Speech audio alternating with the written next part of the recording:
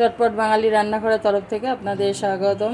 আজকে আমি লাউ দিয়ে ছোলার ডালের একটি হাতে মাখা রেসিপি নিয়ে হাজির হয়েছি বন্ধুরা। তার জন্য আমি অর্ধেকটা লাউকে কেটে ধুয়ে পরিষ্কার করে নিয়েছি, আর 150 গ্রাম ডালকে আমি 4 ঘন্টা আগে ভিজিয়ে রেখেছিলাম, সেটাকে উঠিয়ে নিলাম একটা পাত্রের মধ্যে।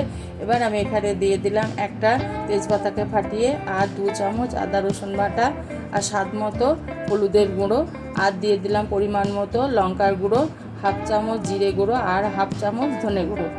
এটা দেওয়ার পর আমি এখানে দিয়ে দেব 1/3 চামচ গরম মশলা, আর দিয়ে দিলাম স্বাদ মতো লবণ। লবণটা দেওয়ার পর আমি এখানে দিয়ে দেব 4 চামচ সরষের তেল। তেলটা দেওয়ার পর আমি এখানে দেব কিছুটা কাঁচা লঙ্কাকে আমি চিড়ে রেখেছিলাম, সেটাকে দিয়ে দিলাম, আর দিয়ে দিলাম একটা মিডিয়াম সাইজের পেঁয়াজকে আমি কুচিয়ে রেখেছিলাম, সেটাকে দিয়ে দিলাম। এবার আমি পুরো মশলার সঙ্গে ছোলার ডালটাকে প্রথমেই ভালো করে মাখিয়ে নেব। আমি মশলিয়ে ছোলার ডালটাকে মশলার সঙ্গে মাখিয়ে নেব। আর এবার আমি এখানে দিয়ে দেব যে লাউটাকে আমি কেটে রেখেছিলাম, সেটাকে দিয়ে দিলাম। দেওয়ার পর আমি ছোলার ডালের সঙ্গে লাউটাকে ভালো করে মিশিয়ে নেব।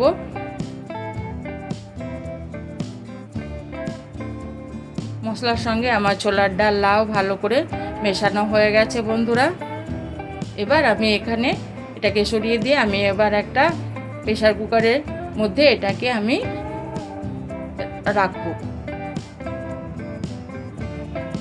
প্রেসার কুকারের মধ্যে আমি ছোলার ডাল আর লাউটাকে নিয়ে নিলাম। এবার এটা গ্যাসের মধ্যে চাপিয়ে দিলাম। এবার এটাকে গ্যাসটাকে ধরিয়ে দিয়ে লাউ আর ছোলার ডালটাকে আমি বেশ কিছুক্ষণ কষিয়ে নেব। আর এটা যত বেশি কষানো হবে তরকারির টেস্টটাও কিন্তু খুব ভালো আসবে বন্ধুরা। আর সাধারণত লাউ থেকে অনেক জল বেরোয়, এখানে আমার কোনো জল ব্যবহার করব না।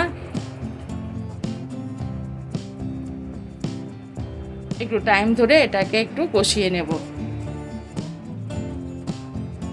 দেখুন বন্ধুরা, সুন্দর একটা সেন্ট বেরাচ্ছে। এখন আবারও আমি একটু টাইম নিয়ে লাউ আর ছোলার ডালটাকে বেশ কিছুক্ষণ কষিয়ে নিলাম।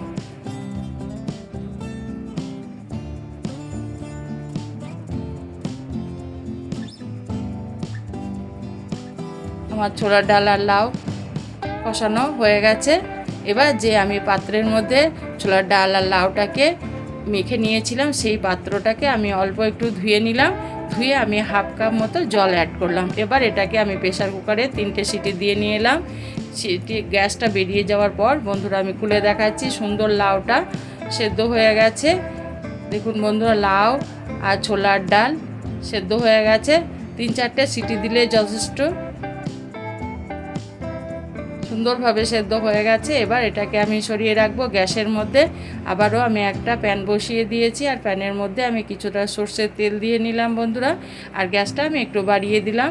এবার তেলের মধ্যে ফোড়ন দিলাম গোটা জিরে, আর দিয়ে দিলাম একটা মিডিয়াম সাইজের পেঁয়াজ। জিরে আর পেঁয়াজটাকে আমি লাল করে ভেজে নেব।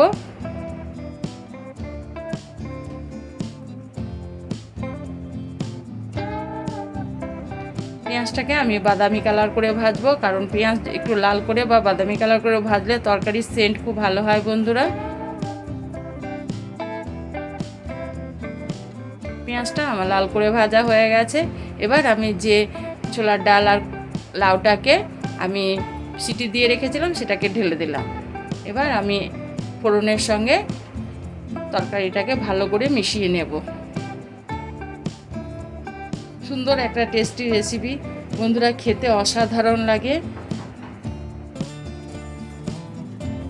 এবার আমি দিয়ে দিলাম লবণটা একটু কম লাগছিল, তাই আমি একটু লবণ দিয়ে দিলাম বন্ধুরা।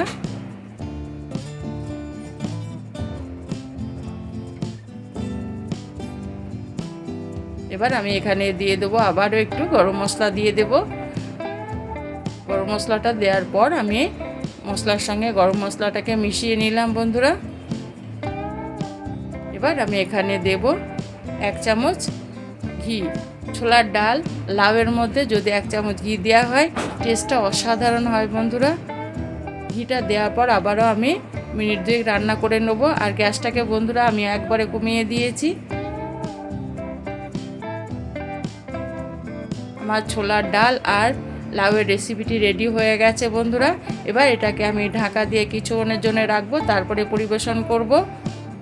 আর পুরো ভিডিওটা দেখার জন্য আপনাদের ধন্যবাদ।